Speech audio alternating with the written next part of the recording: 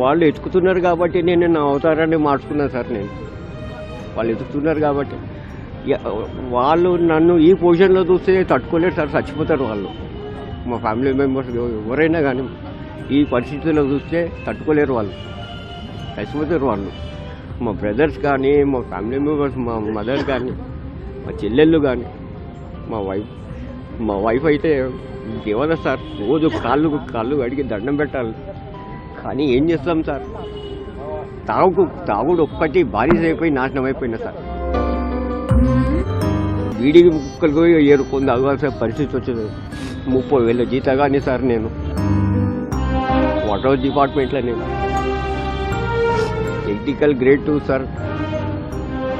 ఆ position non technical ఏం sir.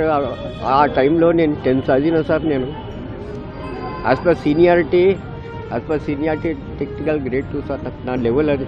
నా చేతి కింద 4 రెసిడెంట్లు ఉంటారు. అన్నీ వదులుకొని తాగుడు, అడ్డమైన తాగుడికి ఇంకా ఈ లెవెల్లో నేను ఇంటికి పోలేను, అటు ఆఫీస్కి పోలేను సార్. ఇంకా ఏంది ఫైనల్ స్టేజ్ వచ్చేసింది, అయిపోయింది. చచ్చిపోవడం ఎప్పుడెప్పుడు చచ్చిపోదామా అని చూస్తున్నా. ఆ సావు వస్తలేదు సార్. ఒకసారి స్కూల్ దగ్గరికి వెళ్ళా పిల్లల్ని చూద్దామని చెప్పేసి పిల్లల్ని చూసినా. నేను ప్యాకెట్ మనీ వాళ్ళకు డైలీ 20 రూపీస్ నేను ఇచ్చేవాడిని. నా కొడుకు నాకు ఇచ్చింది వాడు. డాడీ ఏమన్నా తిన్నావా లేదా తీసుకో అని చెప్పేసి వాడు నాకు 20 రూపాయలు నా చేతికి ఇచ్చిండు. తర్వాత సార్ మళ్ళీ 1 వీక్ 10 days తర్వాత మళ్ళీ పోయినా నేను నా పిల్లల్ని చూద్దామని. నా కొడుకు అన్నాడు, డాడీ మా ఫ్రెండ్స్ అందరూ అడుగుతున్నారు డాడీ మీ డాడీ ఏంది ఇట్లా ఈ అవతారంలో తిరుగుతున్నాడు అని. ఇట్లా బట్టలన్నీ మార్చిపోయినాయి, ఇట్లా మొత్తం గడ్డం పెంచేసుకొని తిరుగుతున్నాడు మీ డాడీ అని చెప్పేసి.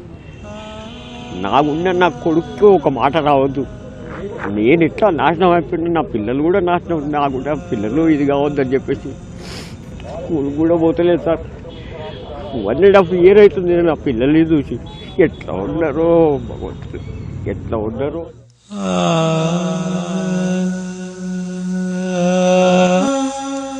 వాళ్ళు ఆల్వేస్ పికప్ చేసుకుంటారు నన్ను, ఎప్పుడు పోయినా కానీ పికప్ చేసుకుంటారు.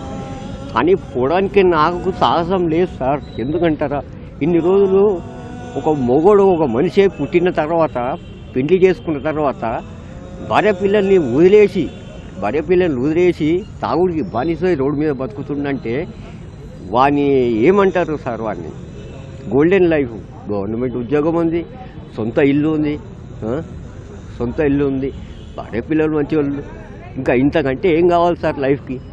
ఇంటి ఖాళీ తాగడం, నువ్వు ఇంటికి తెచ్చుకొని తాగు అని అన్న పదానికి నేను కొట్లాడుకున్నా సార్. నేను ఇంటికి తెచ్చుకొని తాగు వద్దంటే లేదు, సొసైటీలు అందరూ తాగుతారు, నువ్వు కూడా తాగు. కానీ నేను ఇది కాలే సార్. ఇంతగా బానిస అయిపోయినానంటే అన్నం లేకపోయినా బాధ లేదు, నేను తాగాలి. ఆ సాగు కూడా వస్తలేదు సార్, నాకు అర్థమైతే లేదు. మద్యానికి బానిసైతే జీవితం ఎలా మారిపోతుందనడానికి శ్రీనివాస్ జీవితమే ఓ ఉదాహరణ. తాగగానే మత్తునిచ్చి మైమరిచిపోయేలా చేసే మద్యం క్రమక్రమంగా మనిషిని పూర్తిగా లొంగదీసుకుంటుంది, చివరకు నడిరోడ్డు పాలు చేస్తుంది. శ్రీనివాస్కు జరిగింది అదే. అందుకే మద్యానికి బానిసలు కాకండి, మరో శ్రీనివాసులా మారకండి.